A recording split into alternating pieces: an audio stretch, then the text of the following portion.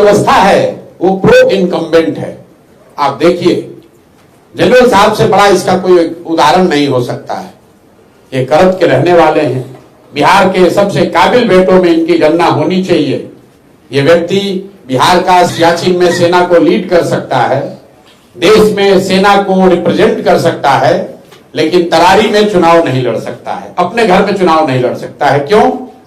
क्योंकि यहां के इलेक्टोरल रोल में, मतदाता सूची में इन्होंने अपना नाम दर्ज नहीं कराया है। जहां पर वो नौकरी करता है, उसकी जिम्मेवार नागरिक होने के नाते ये जिम्मेवारी है कि वहां वोट दे।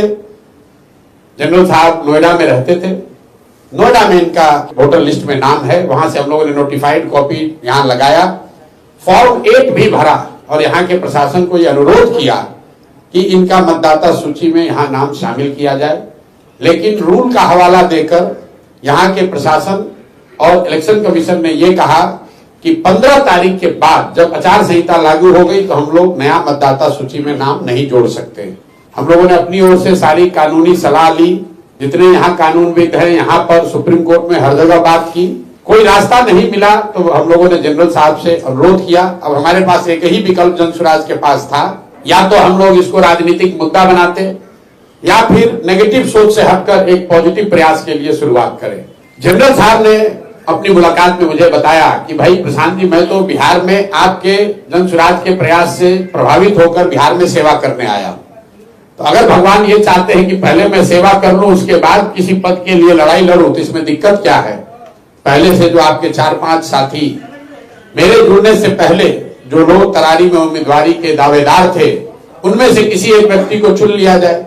और सबने मिलकर यह फैसला किया कि किरण जी को इनके क्षेत्र में किए गए प्रयास के आधार पर जनसुराज का उम्मीदवार बनाया जाए। तो मैं इनको अपने दिल से जनसुराज परिवार की तरफ से शुभकामना देता हूं और मेरी ये समझ है कि तरारी में सब लोग मिलकर अपने आप को यहाँ के राजनीतिक बाहुबलियों से मुक्त कराएंगे और एक स्वच्छ छवि की महिला को, अपने तरारी की बेटी को जिताने में योगदान करेंगे। आपको मालूम है बेलागंज की पहचान क्या है? वहां पर जनसुराज के सभी साथियों ने जब बैठक करी, सबने मिलकर अमजद भाई का नाम प्रपोज किया था। वहां की सभा में भी इस बात की घोषणा की गई थी कि जनसुराज की ओर से अमजद भाई उम्मीदवार रहेंगे।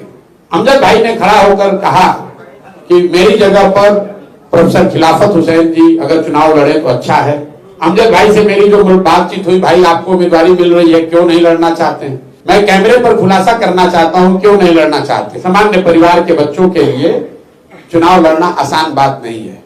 अमजद साहब 2-3 चुनाव लड़ चुके हैं, वहां से लड़ने वाले में इनकी छवि है, साधारण परिवार के बच्चे हैं। इन्होंने मुझे व्यक्तिगत तौर पर कहा कि प्रशांत जी, चुनाव लड़ते लड़ते हम लोग फिनेंशियली टूट गए हैं, 7-8 महीने के लिए फिर चुनाव लड़े, फिर 25 में चुनाव होगा, इसलिए कोई दूसरे को ही लड़ाइए, क्योंकि कितनी बार हम लोग चुनाव लड़ेंगे। और उनके भावना का सम्मान करते हुए उन्होंने प्रोफेसर खिलाफत हुसैन जी का नाम प्रपोज किया। खिलाफत हुसैन जी ने भी खड़ा होकर कहा कि हम इस क्षेत्र के आदमी नहीं हैं। ऐसी बात नहीं है, इनकी बड़ी इज्जत है, ये राजनीति में आए हैं, खींच कर हम लाए हैं और इनको राजनीति में ही रखेंगे। अब इनको टीचर नहीं बनने देंगे, राजनीति में ये बने रहेंगे।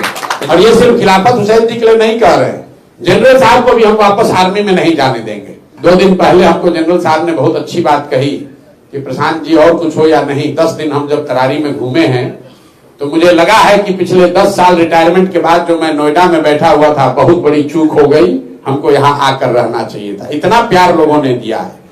तो प्रोफेसर खिलाफत हुसैन और जनरल SK सिंह कहीं नहीं जा रहे हैं, जनसुराज का हिस्सा बनकर मजबूती से बिहार को सुधारने के इस प्रयास में जुड़े रहेंगे। और मैं अपने दिल से अमजद भाई का भी धन्यवाद कर रहा हूं। इसलिए धन्यवाद कर रहा हूं कि जनसुराज की जीत के लिए वहां के कार्यकर्ताओं के डिमांड पर इन्होंने अपनी व्यक्तिगत आर्थिक परिस्थितियों को थोड़ा नजरअंदाज कर भी लड़ना स्वीकार किया है। और प्रोफेसर खिलाफत हुसैन के आशीर्वाद से, दुआ से मजबूती से वहां चुनाव लड़ेंगे और मेरा विश्वास है कि बेलागंज में भी हम लोग को सफलता मिलेगी।